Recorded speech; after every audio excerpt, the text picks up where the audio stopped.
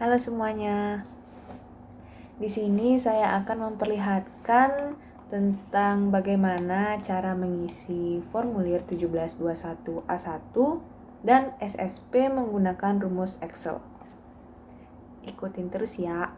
Pertama-tama, sebelum masuk ke pengisian formulir, ada baiknya kita membuat seperti ini terlebih dahulu, yaitu dengan cara membuka developer.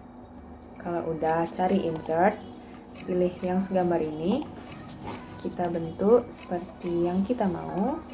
Jika udah, klik kanan, pilih format control, pilih minimum value-nya 1, maximum value menggunakan jumlah data saya itu 10, dan cell-nya untuk menaruh angka. Dimana saja boleh ya. Saya taruh di sini, enter. Nah, akan keluar angka seperti ini kan. Terus untuk mencari yang bisa isi nama ini, masih sama dari developer, insert, pilih yang ini. Kalau udah, kita bentuk seperti tadi. Nah, kemudian klik kanan, klik format control, pilih input range-nya itu pakai data yang mana. Di sini saya menggunakan data dari rincian gaji bagian nama, blok, kemudian enter, dan cell-nya di nomor yang tadi, enter. Oke. Nah, langsung muncul kan. Jika saya klik ini, namanya juga akan ganti. Selanjutnya, kita masuk ke masa perolehan penghasilan menggunakan rumus left dan VLOOKUP. Left ini berguna untuk mencari dua angka paling kiri, yaitu 0 dan 1. Dan VLOOKUP ini gunanya untuk mencari data, dan saya menggunakan melingkan rumus dengan yang di sini, nomor yang di sini diabsolutkan, kemudian data dari PPH, data yang kelima kita blok PPH nanti, kemudian pilih data yang kelima 1, 2, 3, 4, 5. Masa 2021 akan menghasilkan nomor 01.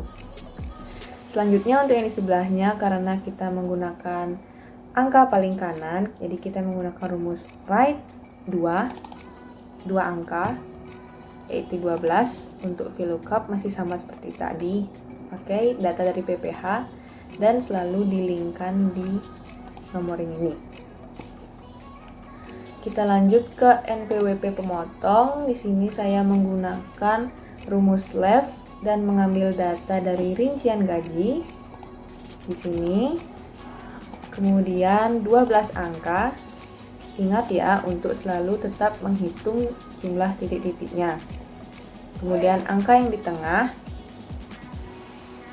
Kemudian untuk angka yang di tengah, saya menggunakan rumus mid karena mengambil angka bagian tengah dari angka nomor 14 berjumlah 3 angka.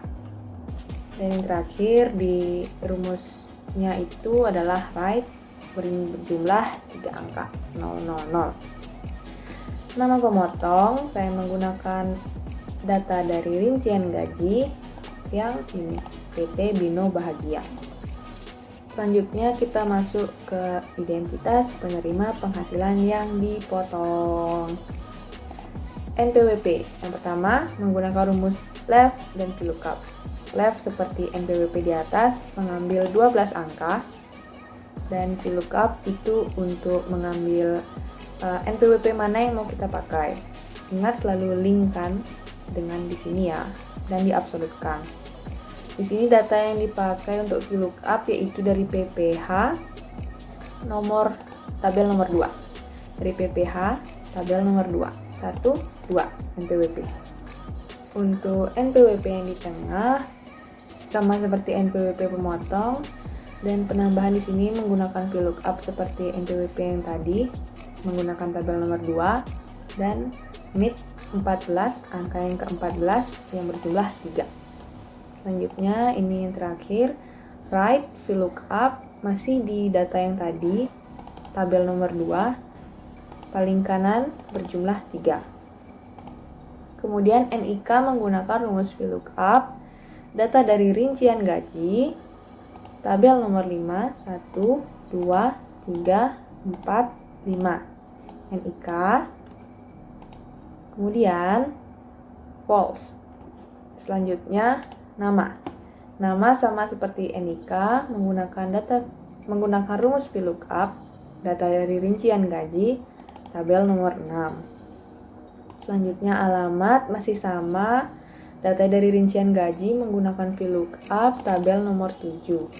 Dan untuk pemilihan jenis kelamin, di sini saya menggunakan rumus if dan VLOOKUP. If untuk memilih apakah jika laki-laki maka kita buat X, jika tidak maka kosong. Saya mengambil data dari rincian gaji nomor 9. Kemudian untuk yang perempuan sama, menggunakan if dan VLOOKUP. Jika perempuan maka X, jika tidak maka kosong. Selanjutnya ke status. Ada status K, TK, dan HB.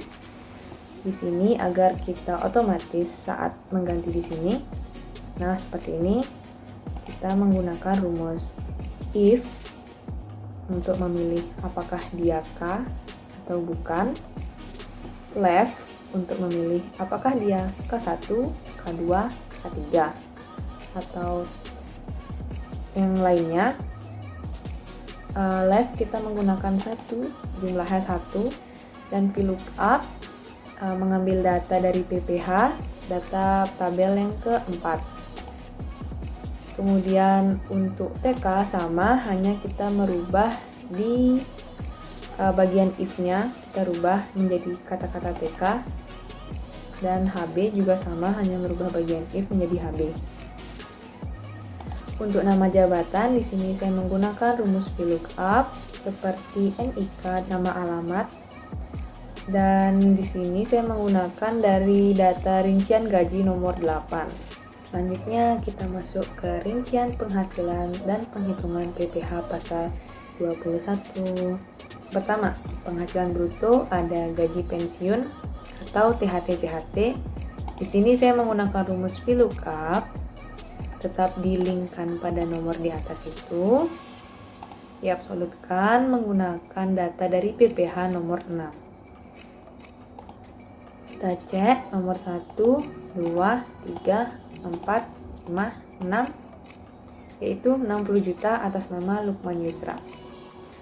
Yang kedua ada tunjangan PPH. Di sini saya menggunakan rumus VLOOKUP, masih sama seperti gaji pensiun, menggunakan data dari PPH tetapi tabel nomor 7. Kemudian di tunjangan lainnya sama menggunakan rumus VLOOKUP dari PPH juga, tetapi di tabel nomor 8. Yang kelima yaitu premi asuransi yang dibayar pemberi kerja. Di sini saya menggunakan rumus SUM dan VLOOKUP. SUM untuk penambahan di tabel nomor 9 dan nomor 10. VLOOKUP yaitu ngambil data dari PPH, tabel nomor 9 dan nomor 10. Kita cek tabel nomor 9 dan nomor 10 itu adalah premi asuransi JKK dan JKM dan premi asuransi BPJS Kes. Ditambahkan akan mendapatkan hasil sekian. Untuk penerimaan dalam bentuk natura, di sini saya menggunakan rumus VLOOKUP dari datanya yaitu sheet rincian gaji nomor 17. Tabel nomor 17 kita lihat itu ada natura. Kemudian untuk jumlah penghasilan bruto yaitu penambahan dari nomor 1 sampai dengan nomor 7 akan mendapatkan hasil sekian. Selanjutnya kita masuk ke pengurangan. Pengurangan yang nomor 9 ada biaya jabatan atau biaya pensiun. Di sini rumusnya sama seperti premi asuransi nomor 5 tadi, yaitu rumus SUM dan VLOOKUP untuk tabel yang nomor 13 dan tabel ke-14. Kita lihat dari PPH, tabel ke-13 dan ke-14 yaitu adalah biaya jabatan ditambah dengan biaya jabatan THR. Akan mendapatkan hasil sekian. Kemudian kita lanjut ke nomor 10, iuran pensiun. Di sini saya menggunakan rumus VLOOKUP, mengambil data dari PPH, dan ingat selalu dilingkan di angka di atas ya. untuk absolutkan. Kemudian kita menggunakan tabel yang ke-15. Untuk jumlah pengurangan itu merupakan penjumlahan dari tabel nomor 9 dan tabel nomor 10. Lanjut, kita ke penghitungan PPh pasal 21, ada jumlah penghasilan neto. Di sini saya menggunakan rumus jumlah penghasilan bruto dikurangkan dengan jumlah pengurangan. Akan mendapatkan hasil sekian. Kemudian penghasilan neto sebelumnya. Kemudian ada jumlah penghasilan neto untuk penghitungan PPh pasal 21 disetahunkan. Saya menggunakan rumus jumlah penghasilan neto dikalikan 12. Untuk PTKP di sini saya menggunakan rumus VLOOKUP, didapatkan data dari sheet PPh tabel ke-19. Untuk PKP disetahunkan di sini saya menggunakan VLOOKUP dari datanya yaitu tabel di sheet PPh yang ke-21. Kemudian untuk PPh pasal 21 atas penghasilan kena pajak disetahunkan atau setahun, saya menggunakan rumus VLOOKUP, mengambil data dari sheet PPh tabel nomor 22. Sekarang kita masuk ke SSP, yaitu surat setoran pajak. Di sini masih sama menggunakan tanda panah seperti tadi. Masih ingat kan caranya di developer, insert, kemudian ya bisa lihat video sebelumnya. Kemudian untuk NPWP di sini saya menggunakan rumus left VLOOKUP dan datanya dari rincian gaji. Karena di sini saya perlu 2, sehingga saya membuat left untuk 2 angka. Di sebelahnya yaitu menggunakan rumus Smith dari angka nomor 4 yang berjumlah 3. Kemudian sebelah lagi menggunakan rumus Smith dari angka nomor 8 berjumlah 3. Kemudian masih rumus Smith angka yang ke-12 yang berjumlah 1. Selanjutnya masih huruf Smith, maksudnya rumus Smith menggunakan angka yang ke-14 nomor 3, jumlahnya 3. Dan yang terakhir menggunakan rumus right dan VLOOKUP. VLOOKUP masih sama seperti tadi ya, menggunakan 3 angka. Untuk nama WP di sini saya menggunakan rumus VLOOKUP, mengambil data dari rincian gaji dan yang tabel nomor 6. Untuk VLOOKUP di sini ingat kita linkkan yang ini, nomor yang ini lalu diabsolutkan agar saat kita mengganti semua datanya ikut terganti seperti ini. Kemudian alamat WP masih sama rumusnya seperti nama WP tapi menggunakan tabel nomor 7. Kemudian untuk uraian pembayaran di sini saya menuliskan SPT masa PPh pasal 21. Selanjutnya untuk masa pajak di sini saya menghilangkan Desember dan untuk tahun pajak 2022.